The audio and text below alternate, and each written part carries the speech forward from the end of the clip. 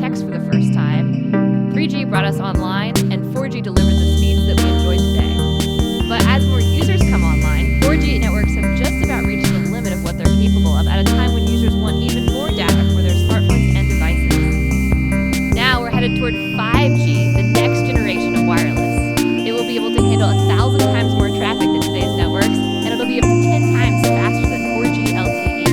Just imagine downloading an HD movie in under a second, and then let your imagination run wild. 5G will be the foundation for virtual reality, autonomous driving, the Internet of Things, and stuff we can't even yet imagine. But what exactly is a 5G network?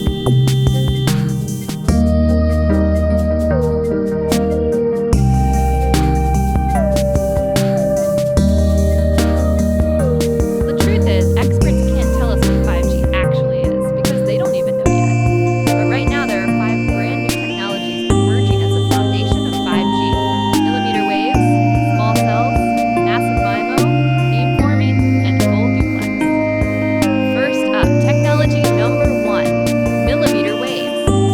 Your smartphone and other electronic devices in your home use very specific frequencies on the radio frequency spectrum, typically those under 6 gigahertz. But these frequencies are starting to get more crowded.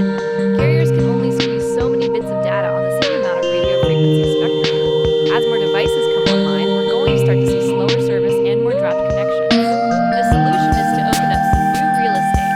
So researchers are experimenting with broadcasting on shorter millimeter waves, those that fall between 30 and 300 gigahertz. This section of spectrum has never been used before for mobile devices, and opening it up means more bandwidth for everyone. But there is a catch.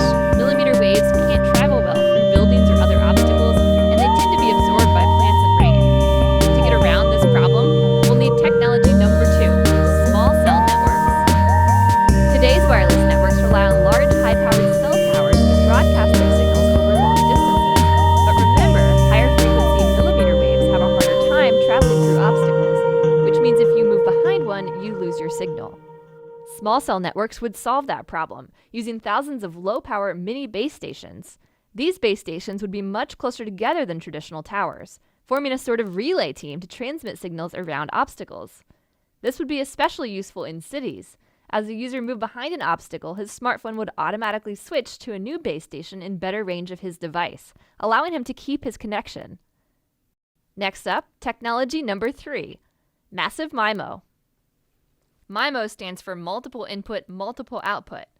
Today's 4G base stations have about a dozen ports for antennas that handle all cellular traffic. But massive MIMO base stations can support about 100 ports. This could increase the capacity of today's networks by a factor of 22 or more.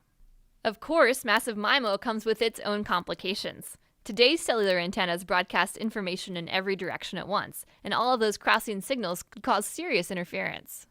Which brings us to technology number 4, beamforming.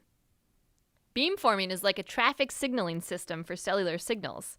Instead of broadcasting in every direction, it would allow a base station to send a focused stream of data to a specific user. This precision prevents interference, and it's way more efficient.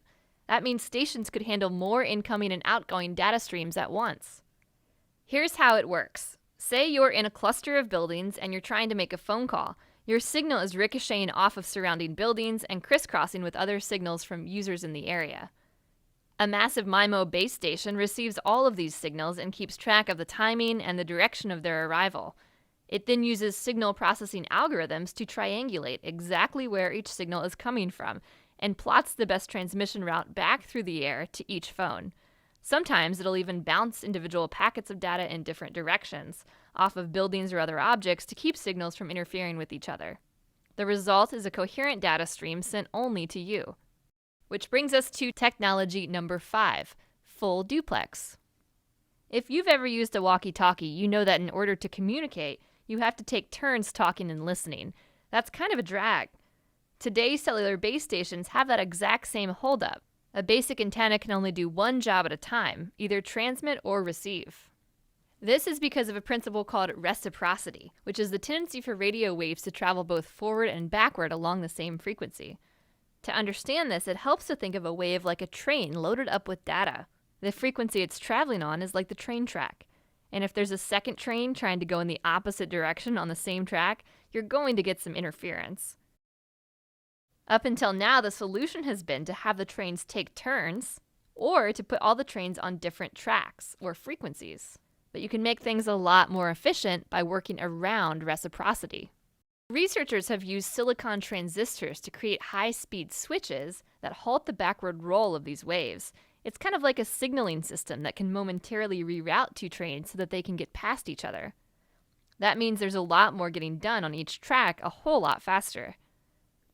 We're still working out many of the kinks with millimeter waves, small cell networks, massive MIMO, beamforming, and full duplex. In fact, all of 5G is still a work in progress. It will likely include other new technologies too, and making all of these systems work together will be a whole other challenge. But if experts can figure that out, ultra-fast 5G service could arrive in the next 5 years.